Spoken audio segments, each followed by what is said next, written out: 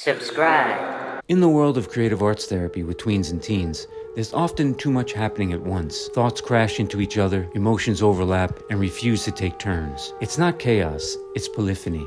Ligeti's Chamber Concerto sounds like that inner landscape. It's not a song or a composition you follow, it's a system you survive. It hums, surges, tangles, like a brain trying to make meaning out of noise.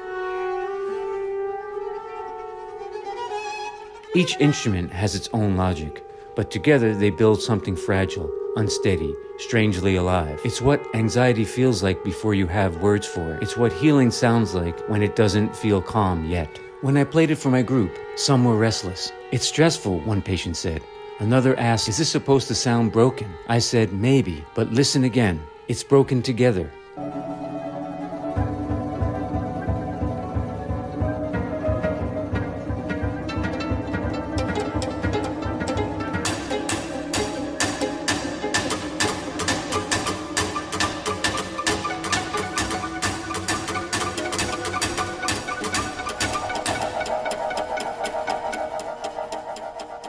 Ligeti once said he wanted to write music that felt like sound masses, not melody, not harmony, just motion. It's what happens when everyone's truth happens at the same time, and nobody's truth drowns the others out. It reminded me that sometimes the goal isn't to find the tune, it's to notice that the noise has shape, that even confusion has rhythm.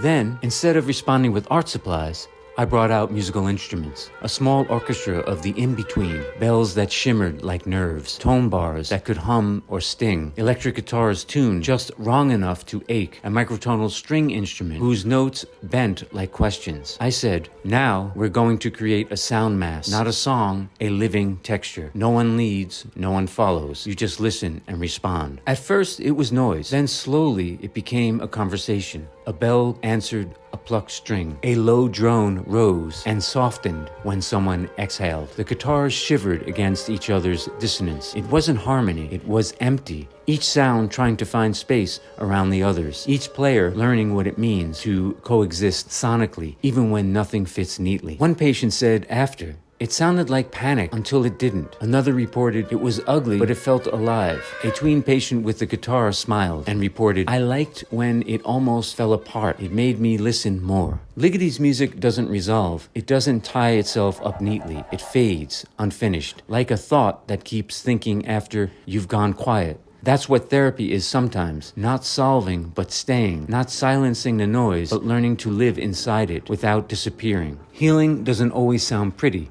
Sometimes it sounds like a moment before things make sense. The dissonance is the doorway. At the end of the session, I handed them paper and asked, draw what your sound looked like. Not a literal picture, a map of vibration, how it felt inside your body. Some traced spirals that looped into silence. One drew jagged lightning lines that softened into mist. Another shaded the page in gray and wrote across it. It kept moving even after I stopped playing. Ligeti's music never really ends.